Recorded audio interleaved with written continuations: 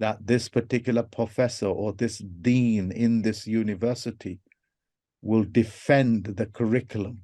What effort would they put into defending this false narrative? And you know the answer. That is how they generate the money. That is how they guarantee the money. The money is guaranteed by the illusion that is created, which you, all four of you buy into. The greatest threat that ever came to the British Museum and this fraud was a man called David Wayne Miller, when he broke the language itself and showed that the language is so toxified, it is so primed for you to pick up new words, what they call novel words, like evolution. These are not discoveries, they're novelty ideas. If you folks do not wish to pursue this any further because you find yourself dumbfounded, I would ask you to pursue this one word then with me. Do you know what the word museum means? No, It means can you? amusement. That's exactly what it means. It's a place of amusement. It is an amusement park masquerading as a piece of archaeology, a piece of science. They have told you in your face that in their definitions what a museum is, but the professors ignore it because it is easier to go with the status quo. We all know the story of Hans Andersen, The King Has No Clothes. Everybody wishes to participate in the fraud, in the illusion, in the false narrative. Because that's where they find their security. Their security is in the mathematics, the psychological profiling that they have done on the general public to know how much securities that they can gain by fixing false narratives into the empty minds of people. That's where they get their money from.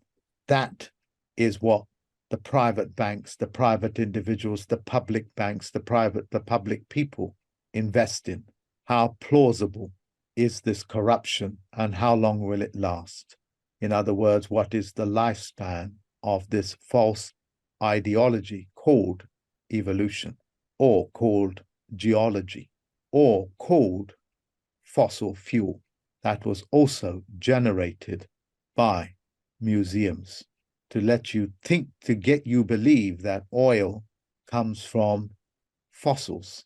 Any geologist worth his weight would simply laugh at the ideas, just like the Russian geologists simply laugh because they know these wells fill up again. It is a natural occurring mineral, like water that fills up in your well. It's a naturally occurring substance.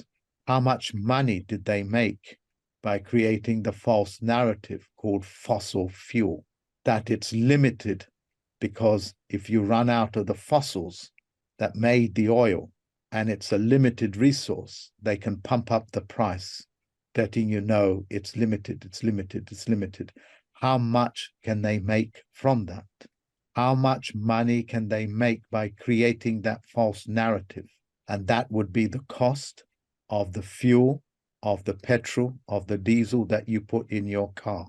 That's how they generate the money. That's how the money is printed, because the surety is that's how many people will believe that nonsense. And therefore, everybody else has to follow that system. That's the true mechanism of banking. It is banking on how successful a lie will be. With the oil and going back to the fossil fuels, that again makes the logic start to tick in my head, thinking about the banking and that again, because they say money is backed by physical assets and like oil. And then if it's oil is a finite resource, then they can shoot the value of it up and generate more currency in that, I guess. Is that true? So yes, that is one of the mechanisms. You see, as the book, The Law of Human Stupidity, describes, The perfect thief will steal from you with 100% loss to you and 100% gain to the thief without you even knowing. They inherited the entire world by the people not knowing that they lost the world. Like a mortgage. Like a mortgage, like sending your children to school, like believing in evolution, like believing in fossil fuel.